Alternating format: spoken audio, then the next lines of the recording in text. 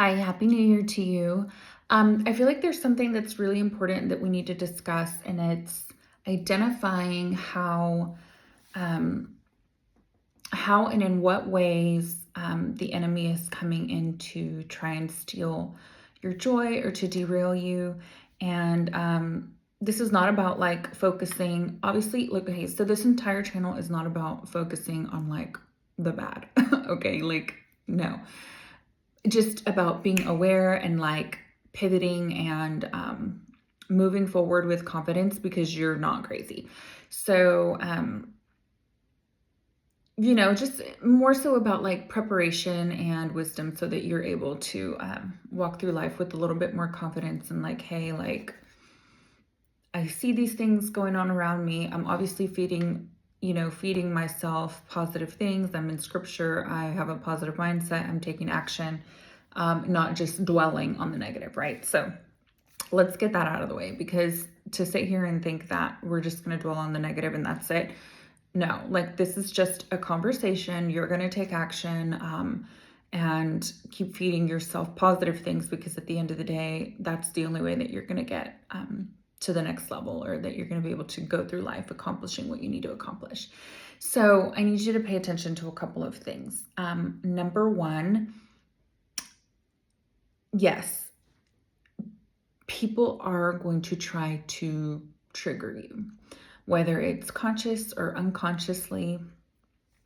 I don't know why this happens. It really doesn't make sense to me. Surely it's not on purpose. I feel like I don't go around trying to constantly trigger somebody for whatever reason. If you do, that's kind of psychotic behavior. And so surely it's not intentional. Who knows? For some people, I know there are some cases where it's absolutely intentional to say things or to passive aggressively try to rub somebody the wrong way or to try to get a reaction out of them because you want them to look like the bad guy or you want to look like, oh my gosh, like, did you see that? Did you see the way they responded? Did you see, blah, blah, blah, especially in a family setting or whatever. So I need you to know that that's not normal. It's not normal and okay to be around people that you quote unquote love and care about. But you're minding your business and someone's like intentionally trying to provoke you. This is in scripture, by the way. So yes, the enemy shows up to tempt Satan all the time or to ask him questions or like, are you really who you say you are? Are you really like, this, that, and the other, or are you going to fall for temptation? Think of emotional triggers as a temptation. Okay. Those people, places, or things are trying to get a rise out of you because, again, everything is energy. Emotions are energy. If you can act out of character, then it's over. It's over. Then you've got to sit with shame, like, oh my gosh, I can't believe I fell for that. Or for one, I can't believe this person like is out to get me in that sense. Like they're just wanting me to act crazy or wanting me to like, first of all, nobody can make you do anything, but are they going to try? Absolutely. Those are not your people. Like you really need to sit down and think about why the heck am I showing up to these places where there is someone who is intentionally trying to get me out of character all the time?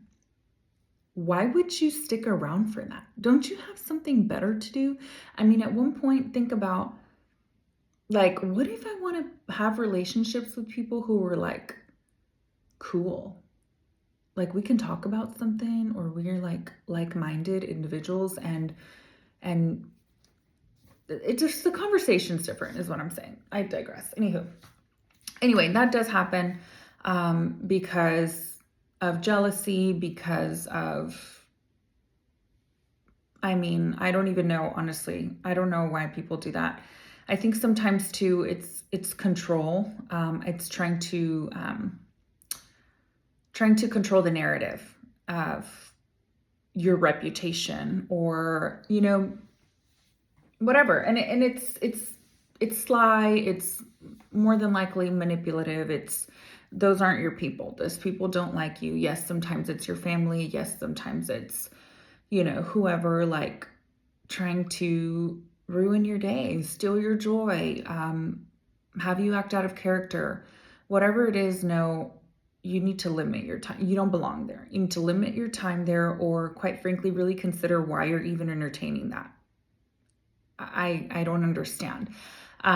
Personally, I wouldn't. I don't waste your time on that kind of thing, and certainly don't give them a reaction. There's some people that you can ignore, and then there's some people who are incredibly persistent because this is how they maneuver in their life. And if you go in and you check their lives or whatever they have going on, then you'll also notice that their life is very chaotic, and they're spending a lot of time doing good works, and everyone else is the problem but them, or and of course they're always the victim, right? Because they never do anything wrong, and like, oh my gosh. So yeah, those people, what are they called? They're wolves in sheep's clothing. Yeah, it's listen, the Bible is full of wisdom. And the other thing too is also pay attention. Those particular people, they might have a lot of other people fooled, and because you know that they're not fooling you, and you can see through that facade, and you understand, the backhanded whatever situations, then they're out to get you because you're a threat to their reputation, to their agenda, to whatever it is that their end goal is. You are a threat because you're likely someone who is in integrity, who stands for the truth, and for justice. And well, when you show up, your presence, it's quite literally threatening the facade and the control that this person has over everyone else, because no one else is, quite frankly, going to do anything about it. Like, the people around them are enabling or getting some kind of benefit from this person controlling the narrative. A lot of the times this person could be very controlling, could be the only one that has resources, or this person uses like gifts or resources and things like that to kind of like create loyalty with those people. That there's a Google the Jezebel spirit. Okay, there's this person who's in control and manipulative and will use favors and, oh, like, no, but like, look how I'm helping you. Their influence, their resources and things like that to get people to side with them. And that's totally fine, because the people who are benefiting from this person being who they are, well, if they're getting a benefit, why would they challenge it? And certainly, like, they're not dumb enough to lose that benefit by siding with you, even though you're right. That's not going to happen. So how do you want to live? I mean, this just reminds me of Galatians 5:22-23. Be the fruit of the Spirit is love, joy, peace, patience, kindness, goodness, faithfulness, gentleness, self-control. Against such things there is no law. So anyway,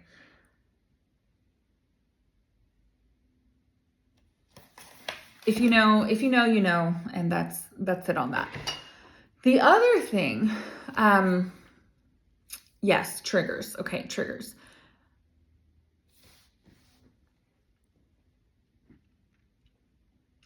Triggers. Giving, like, if you're around someone, pay attention.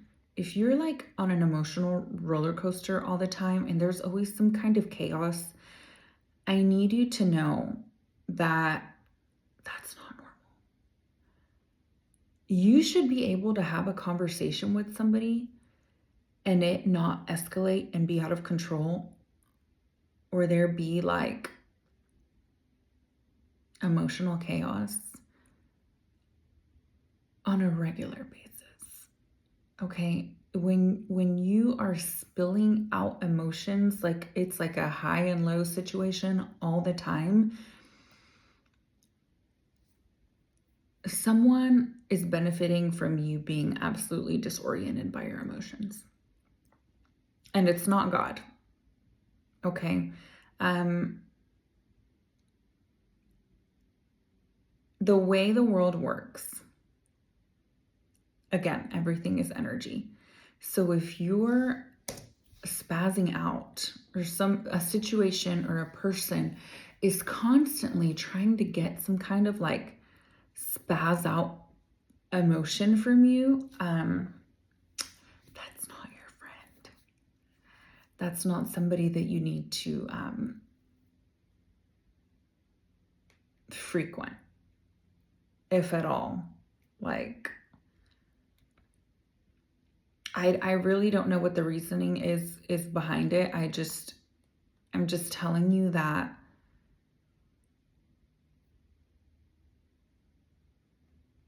the best way to put it is there is an entity or an enemy that is benefiting from you being out of control in your emotions. Because when you're out of control in your emotions, you're likely operating out of fear or some kind of a low energy state where you're not thinking clearly. You're not thinking in your best interest.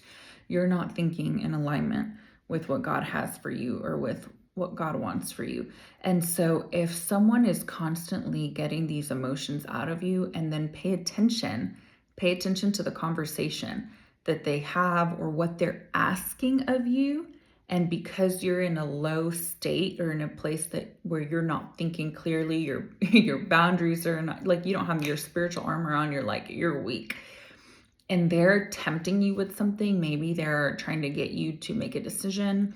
Maybe they're trying to get you to get back into an environment. Maybe they're trying to get you to do something you don't do anymore. Like, maybe those emotions are so overwhelming that you're tempted to drink again, or you're tempted to do drugs. I don't know, what have you.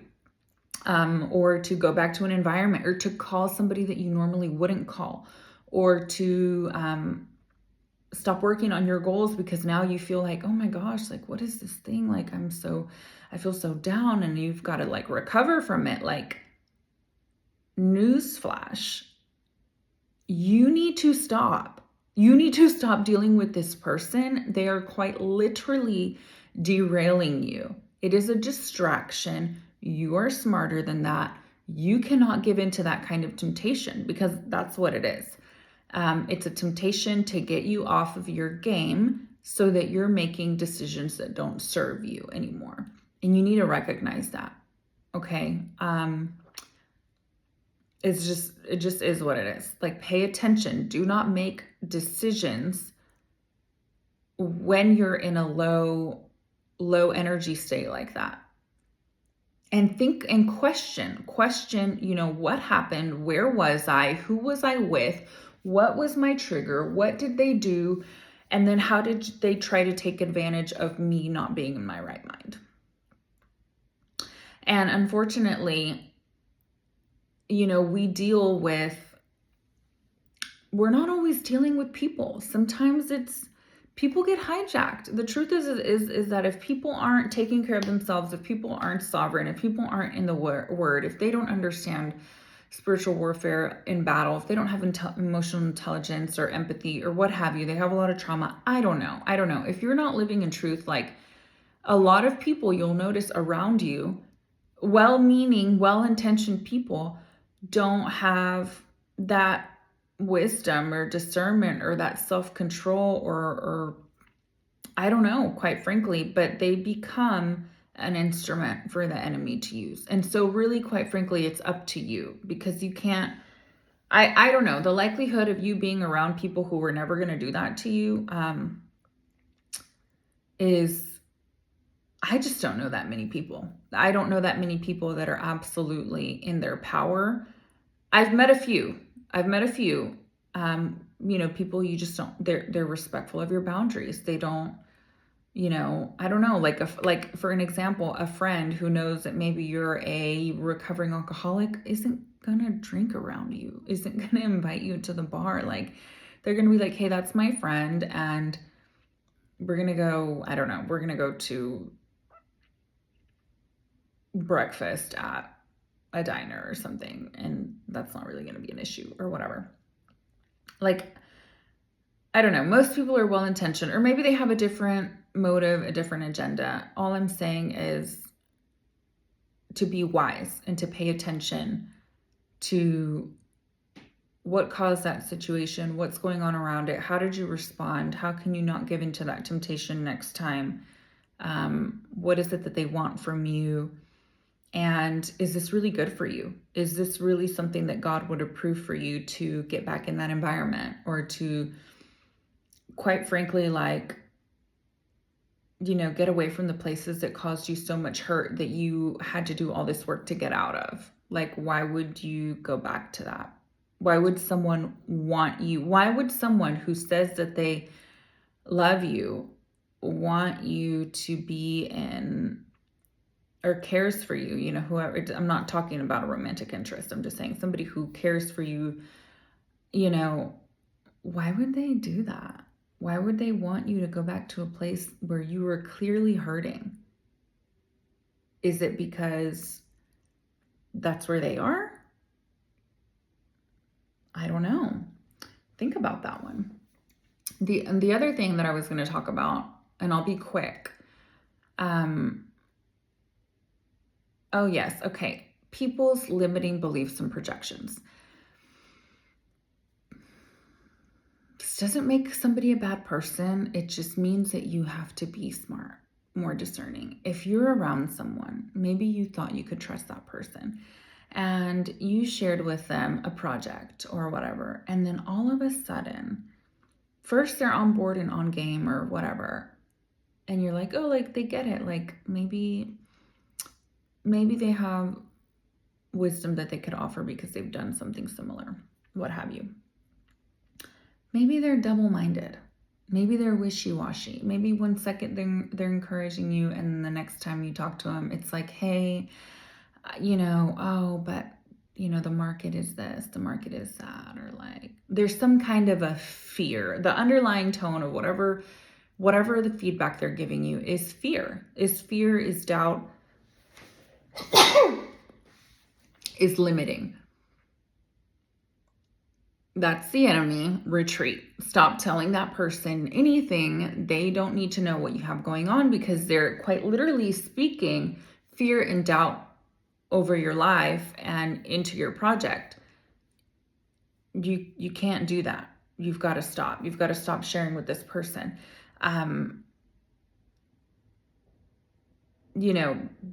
Be very mindful of that. Okay. People are complicated. People get overtaken by jealousy and emotion and aren't mindful of the things that they say. And they're quite literally their experience.